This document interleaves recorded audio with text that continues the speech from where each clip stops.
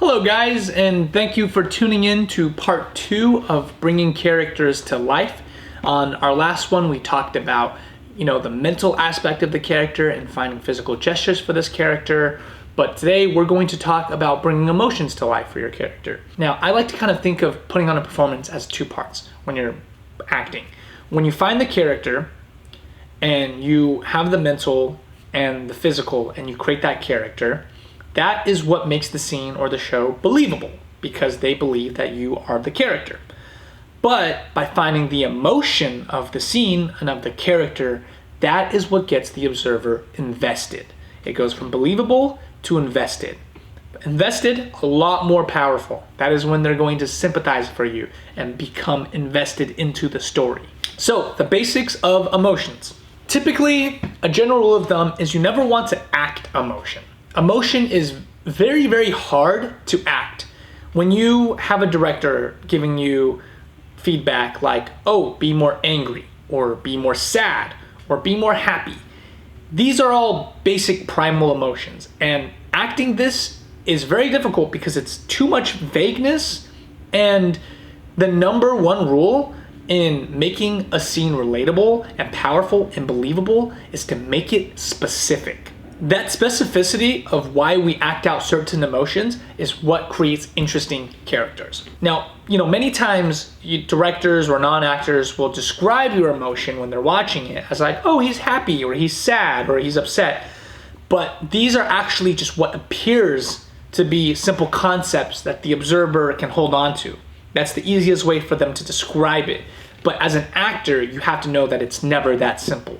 And as an actor, it's essential to break down these emotions and create them specifically in mind with why and how, so that at the end of the day, it can be interpreted as, oh, they're angry or they're sad. So really a summary of all of this is that these primal emotions of happy, sad, angry, they're a result of intentional specific work to create the illusion of happy or sad or angry in the scene. And the best way to do this is to stop acting out emotions, period. Stop pretending to be angry. Stop pretending to be sad or happy for the sake of just showing these emotions. These are all surface level emotions. You want to avoid being on the surface level. Instead, I would look into acting out the intentions of the scene. What creates the dynamics of the drama and the emotion? What is going on? What creates this sort of friction and tension, this tug and pull between these two characters? And the answer to that is actually very different from emotions. Emotion is just the perception, it's the illusion that is created. So what really is going down, what it really boils down to is 2 simple concepts. It's the obstacle and the intention, right? The obstacle and the intention. Every scene, I think, can be broken down. Watch the next film that you watch and you will notice this. There's always an obstacle in every scene and there's always an intention in every scene. That's the basis of acting. In every scene that you see, there is going to be something that is standing in someone's way. That's the obstacle. That's the thing that's in their way. And there's another person in the scene that has an intention. They want to find a way to overcome that obstacle and get what they want. Sometimes it's the same person. That obstacle is within themselves, and they have to fight through that obstacle to achieve what they want. And your intention, which is the psychological means of getting what you want, is the basis of interesting acting. It's the basis of choices. When casting directors, when directors talk about choices, you want to make interesting choices. Oh, I really like this actor because he made interesting choices. It's because they found interesting intentions of getting over their obstacle. They found interesting ways of getting what they want. Depending on the situation, you would adjust those intentions you have and manifest them into the deliveries of your lines to create the illusion of these basic emotions that I just talked about, such as excitement or happiness or jealousy. By understanding the specific nature of your intention, your basic emotion will have so much more depth and meaning to it. So, for example, if you want to convince someone to give you money to buy food, right, and not starve, that's what the basis of the scene is about, for example. Let's say that's just the premise. A director might tell you, okay, act desperate. You're desperate for the money, right?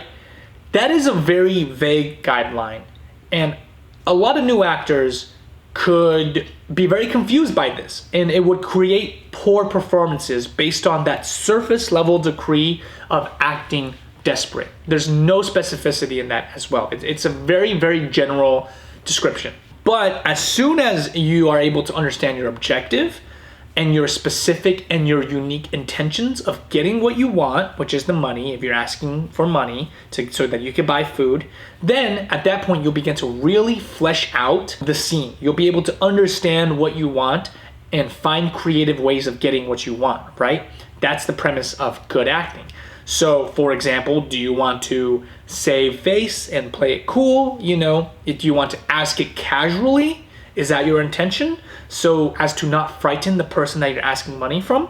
Because that way you want to show them that you aren't begging for money helplessly, right? That might increase your chances of getting money. There is something humanizing with that, right? Some people will pretend to almost scam other people for money when they're trying to get money by pretending to be like, oh, my car ran out of gas or whatever. Can I get 20 bucks to go and drive home? A lot of times there are people that will ask money for that because it's more humanizing. It doesn't feel like they're asking for money. It makes them feel more normal versus rather someone who's just begging for money. So is that the direction you want to go about it? Are you trying to ask it casually? Or are you so desperate that this is the determining factor between life or death? You haven't eaten. You are hungry. You need food, or you're going crazy. Is your intention to show this man or woman that without food, you will literally die? Are you so focused on getting the money that your intention is to just get the money at all costs and you become extremely aggressive mentally and physically towards them? Is your mental health deteriorating because you haven't eaten? These are all specific things to think about to understand the scene. And the best way to do that is to actually just take a strong scene study class, understand what the scene is about, understand what's going too far or what's not, and find your creative choices. A lot of times during casting or auditions, they'll send in a request to do two versions, have two different intentions. That's where it gets really fun because that's when you can start to play it two different ways and show them that you understand it as an actor and not just, this is just a surface level emotion. You can play it one way and then you could play it two totally different ways, but it's still real to the script. And once you begin to view scenes in terms of intentions instead of emotions, then that door for creativity is where it starts to really begin to open up for you. And you'll find yourself maybe diving deeper into the psychology of your character, which at that point, it'll just be more beneficial for your character development. Because once you have a stronger understanding of what is going on, then you'll be able to make much more flexible choices. And finally, we're going to talk about the actual ability to showcase physical emotions, because we had talked about emotions, not playing emotions. You want to play the intentions of these things, but what it comes down to sometimes is the physical emotions, crying. Some people are having a harder time crying than others. Some actors can cry, some actors can't. Some actors can laugh hysterically, some actors cannot. Some actors can play anger so well that their whole face turns red and they're sweating and spitting. Some actors, they can't go that far, right? So how do you improve? How do you become so flexible that you can play these basic emotions? You're so angry that you're red. You're so sad that you're crying, right? How do you get there? Well, these emotions all require some form of physical change to the body. So, they're tougher to express to begin with. So as with the previous rule that we just talked about in regards to our last chapter, it's really like, you're an athlete. It's best to focus on just practicing these things, right? You want to find the reality of the scene, and your best bet of finding that is to be as specific as possible with your intentions, with what I'm talking about. Find the intentions of why you're crying, right? Find the intentions of why you're so angry, and you make them real and you make them personal to you. And you do this by just practicing. You go into a room and you just imagine why you're so angry at this guy, why you're so jealous of this person who is in your life, right, in the scene, or why you can't stand your brother who wants to do so-and-so and you're not included. And you just sit down and you think about these things and you think about these things and you maybe you're watching other actors, you're watching other performers, and you try and understand their intentions, their emotions, and you break it down. You take that, you write that all down, and you look over that and you do it yourself. And by doing that, you are going to make it so real to you personally that they trigger a real emotion. And this is what I call emotional memory. For example, laughing hysterically. That requires you to remember a time where you have laughed hysterically. I think we have all laughed hysterically at some point. So it's just a matter of sitting down, remembering when the last time you laughed hysterically was, and just rediscovering that feeling and slowly creating it and channeling it so that you could do it on a moment's notice. There's this hilarious story between me and my girlfriend where I've personally noticed that sometimes my girlfriend would laugh, and she loves laughing when it's between me and her. We'll have inside jokes, and she'll start busting out laughing, and she laughs with a huge smile on her face, completely shameless because she's so genuinely invested in our joke. But sometimes when I'm asking her, when we're making like a fun little video, and I'm like, hey, this is the part where you find something really funny. Let's have you laugh. She gets really uncomfortable, and she goes, I can't do it. I can't do it. Well, you know why they can't do it? It's not because she's not a good actress. It's just because she never took the time to sit down and actually practice laughing and actually practice these skills. Same with crying. You can say the exact same thing with crying. When I first started acting, I had such a hard time crying. It was so unnatural to me because in my life, I just never really cried. I think as boys and men growing up in society, they really teach you not to cry, not to be open to these emotions. It's tough for a guy to not cry. You don't want to cry. Hide those emotions, fight through it. But when I started acting, I had to tear all these walls down. And so I really focused on spending the time and understanding how to be emotional, why I should be emotional, why these things matter, and being more invested in these feelings. And now when I'm watching a sad movie, when I'm watching a sad scene, it's hard for me to contain my tears, and I've embraced it. And another part of, understanding how to improve your technique is to embrace your emotion. You have to get rid of that fear. You have to get rid of that innate feeling of not letting go, of not being open to your emotions. At the end of the day, it's all about connecting deeply with the text and with yourself. If you're having a hard time connecting deeply with the text, you have to go to your own personal life, and you have to connect with something that happened in your life so that you can bring it out, right? And it's just all about slowly bringing it out as a performance. If you don't necessarily feel like you are going to be able to cry at your parents' death in this scene, you're going to have to think of something else that you might have cried in the past, some sort of other devastating loss that you felt that is more important. And it doesn't necessarily always have to be in your own life. I think a big part of it is imagination.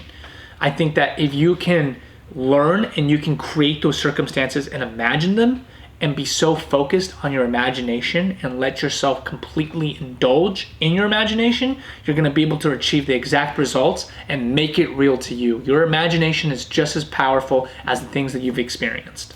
And all of this that I've just talked about brings me back to my ultimate secret sauce for how you can do all of these things. And the secret sauce, and I feel like you already know what the answer is that it's just practice. That's all it is. It's just practice. It's just about the grinding and the rehearsing of this over and over again. It took me like 2 years of just every other day. I'm just in the car, I'm thinking about maybe tearing up, letting my emotions go. I had a really hard time with crying, and I just kept on practicing it. And it took a couple of years to really be able to get to a point where I could do it in front of people, in front of a rolling camera. And sometimes it might not come out. I still feel like I have trouble with it, And that's another thing to bring up is that if you don't practice, you might lose it. Just because you achieved it once doesn't mean it's going to be there forever. It's just like anything else. If you've played sports in the past, say basketball, right? If you're practicing your shots 100 times a day, the next day you're going to shoot 100 more shots. All your shots are going to go in more often because you know what it feels like to put that basketball into the hoop, right? It's just like a sport. But with acting, it's the exact same thing. If you're not doing that and you stop practicing, it's going to be more dull to you. It's not going to feel as flexible to you. So that's why it's important to be managing your own career, managing your technique and making sure you're well refined, because opportunity is going to strike at a moment's notice and you should be prepared for that. So with these two new skill sets of being able to create a character and, find the emotions and intentions of the scene, of the character, you will be able to deliver realistic performances once you bring the emotions into it. And that is how you will really get an audience invested. That is going to be what makes people want to invest in you as an actor and what people are going to really read through. So these two things, keep working at them. Find your own technique. Make sure to read all of these things I'm talking about. They're all picked up from books I've read, dozens and dozens of books I've read, and I'm just picking and choosing the most useful information to share with you guys. And that's about it for discovering and finding a character. In our next episode, we're going to talk about the basic premises of comedy acting, because comedy acting is a very, very unique acting skill set of its own as well. So in our next episode, we will break down comedy acting, and I'll give you some tips and tricks and really figure out how to tackle comedic text. So I'll see you guys in that next episode.